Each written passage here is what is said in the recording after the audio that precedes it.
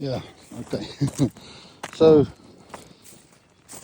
every time I see a snake, so I'm concentrating to get away from it, safe enough, far away from it, so that I can take a video of it. So because of it's so rocky all over, as soon as I get a camera out, I want to take a picture of the snake, it's gone underneath the rocks. And I don't gonna go look for it. That I'm not gonna do. It's at his place. I'm not gonna go knock on his front door and ask him for a picture. That I'm not gonna do.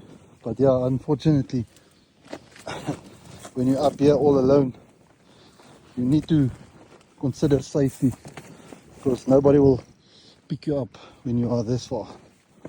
Yeah, and I start to smell a very bad smell coming from this side, through this kloof here.